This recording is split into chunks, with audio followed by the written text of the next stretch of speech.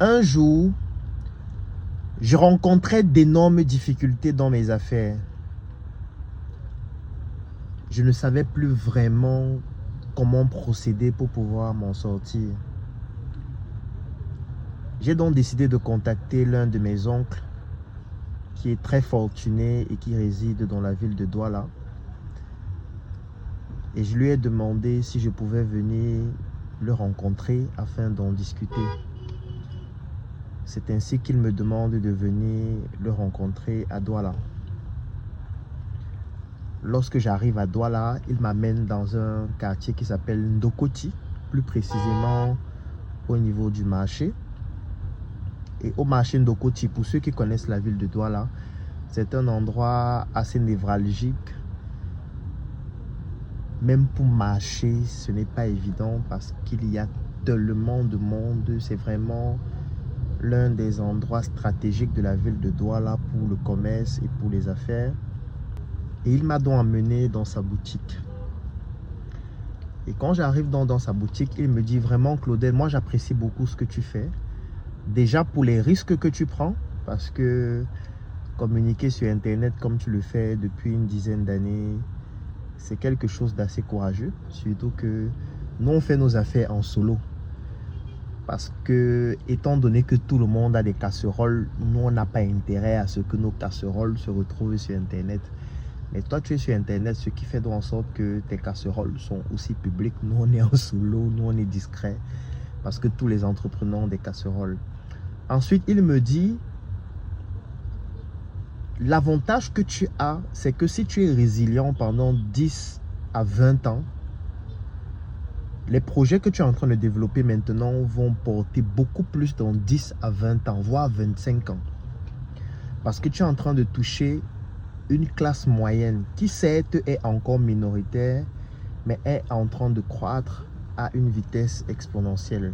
Donc si tu restes résilient sur du long terme, il est certain que tu vas gagner énormément d'argent dans 10 à 20 ans.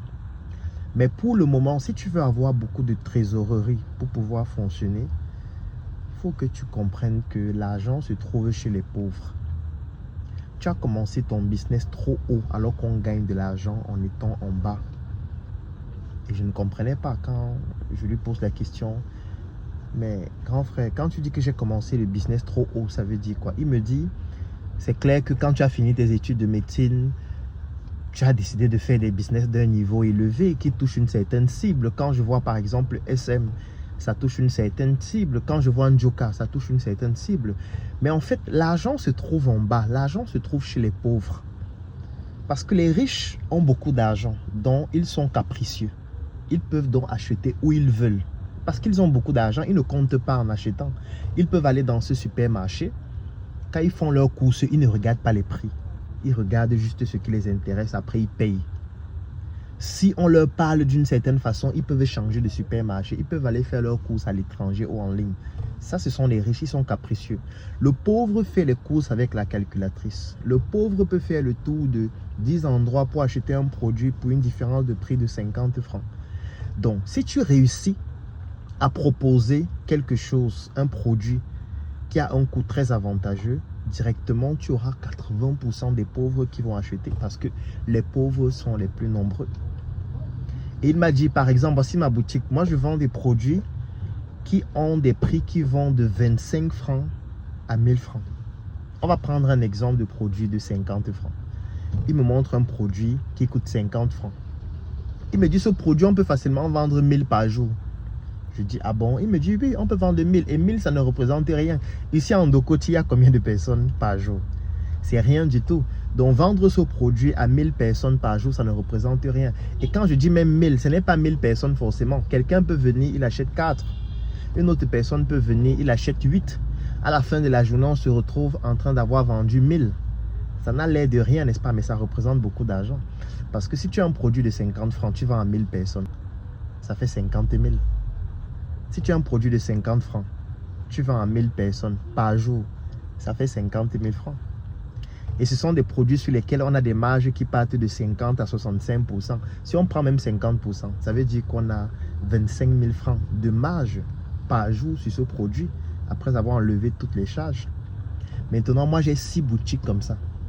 Rien que ce petit produit, il m'explique que en une journée, il peut avoir des marges de 230 000, 250 000 sur ce seul produit. Hein, parce qu'il en a plusieurs. Et là, je commençais à comprendre ce qu'il expliquait. Et il me disait, ça ne s'arrête pas là. Nous, ici au marché, nous avons une tontine et on cotise tous les jours. C'est clair qu'il y a plusieurs paliers. Il y a des gens qui cotisent 20 000, d'autres 50 000, d'autres 100 000, d'autres 500 000 par jour, voire plus.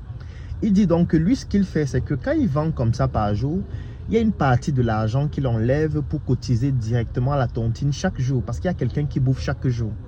Il y a plus de 50 personnes dans la tontine. Ce qui fait que une fois par mois, parce que la première tontine dont il me parlait, il y avait pratiquement 50 membres.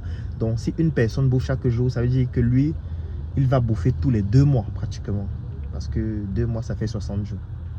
Il me dit donc que chaque jour, il cotise à la tontine. Ce qui fait que tous les 2 mois, il se retrouve en train de bouffer un capital très important qui lui permet d'augmenter son stock, d'ouvrir une autre boutique, de toucher un autre produit. Et dans la tontine, il se partage des informations parce que comme étant dans plusieurs secteurs d'activité différents, les membres de la tontine, certains viennent dire, lancez-vous dans tel domaine, ça donne aussi, lancez-vous dans tel autre domaine. Celui par exemple qui a plus d'argent va devenir le grossiste, il va faire venir des conteneurs, les autres vont distribuer en gros, en détail, ainsi de suite. Et c'est donc comme ça qu'ils prospèrent dans leurs affaires. Il m'a dit, Claudel, l'argent se trouve chez les pauvres. Réfléchis à un produit qui coûte moins cher, qu'on peut acheter facilement. Ça peut coûter 25 francs, ça peut coûter 50 francs, ça peut coûter 100 francs.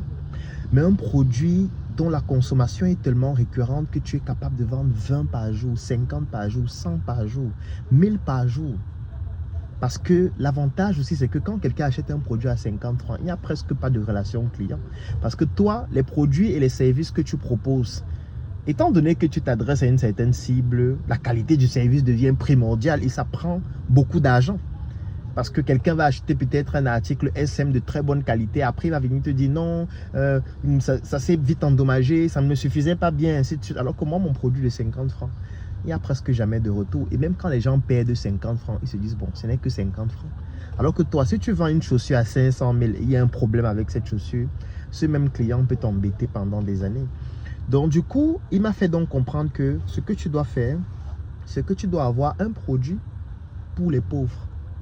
Ça veut dire un produit qui coûte tellement moins cher que tu es capable de vendre 20, 100, 1000 par jour. Et tout ce que tu auras besoin de faire, c'est de répliquer ce processus-là. Dès que tu as déjà réussi à conquérir un marché, tu touches un deuxième, tu touches un troisième, tu touches un quatrième. Tu cherches maintenant un levier financier. Le levier, ça peut être une tontine, comme je t'ai expliqué. Ça peut être aussi une microfinance ou une banque. Donc, tu crées un compte. Tous les jours, on fait des dépôts, on fait des dépôts, on fait des dépôts. Ça fait en sorte que les mouvements dans ton compte seront importants. Donc, ça va t'ouvrir l'opportunité à bénéficier des découvertes pour pouvoir augmenter le stock, pour pouvoir ouvrir de nouvelles boutiques, pour pouvoir payer ton assurance. Parce que si un jour ta boutique brûle, tu dois avoir la capacité de pouvoir gérer tous ces aléas-là. Et cette conversation, sincèrement, ce jour, ça m'avait bouleversé. Et comme on dit souvent, parfois une seule information peut radicalement changer votre business. J'espère que ce partage d'expérience vous aura été utile. Comme je le fais depuis pratiquement 10 ans, chaque fois que j'ai une petite compétence, une petite connaissance qui peut vous être utile, je la partage avec vous en espérant que ça pourra aider une personne. Et vous aussi, n'hésitez pas, vous pouvez avoir une connaissance qui peut sauver la vie de quelqu'un sur Internet. Le simple fait de la partager, ça peut sauver une vie. Ne gardez pas ça pour vous, surtout que parfois, vous ne l'utilisez même pas. On gagnerait à partager un peu plus que nous savons parce que ça nous permettra d'être beaucoup plus puissants.